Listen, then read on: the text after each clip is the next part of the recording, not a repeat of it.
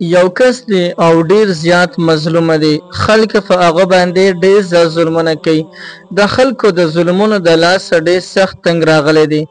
د غرونو او خویندو د پاره د یا بش شدید المقتدر یو داسې وظیفه مې راوړې ده چې کله هم دوی دا وظیفه وکړي نو رب العالمین به د ظالم نه د دې خلکو بدل والی.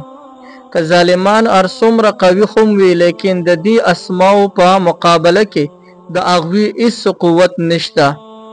نو یا بطش شدید المقتدر داسې یو زبردست وظیفه ده که کم یو مظلوم انسان دا وظیفه وکړي نو خیری خو نه دی پکار، خو البته چې څونه ظالم ظلم کړی دی د هغې مناسب وکړي نو رب العالمین به د دې مظلوم بدل واخلي. او که داسې دعا وکړي چې یا الله د دې ظالم د ظلم نه ما خلاص کړي نو الله جل جلاله به د دغه ظالم د ظلم نه هم دغه مظلوم انسان خلاص کړي. نو وظیفه خو آسانه ده، یا بطش شدید المقتدر. نو دا وظیفه دې په کثرت سره کوي، یعنې ډېر دې کوي. انشاءالله چې دو باندې به یو کس ظلم نه کوي.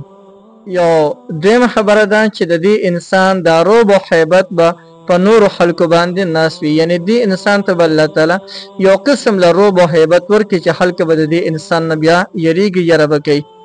او دویمه خبره چې خلک به ورته د قدر او د عزت په نظر باندې هم دغه انسان ته بیا ګوري. نو محترمو یو ډېر زبردست وظیفه ده. نو د ناجایز استعمال دپاره اجازت هیڅ چاته نشته، د جایز استعمال دپاره بالکل دا وظیفه تاسو کولی شئ.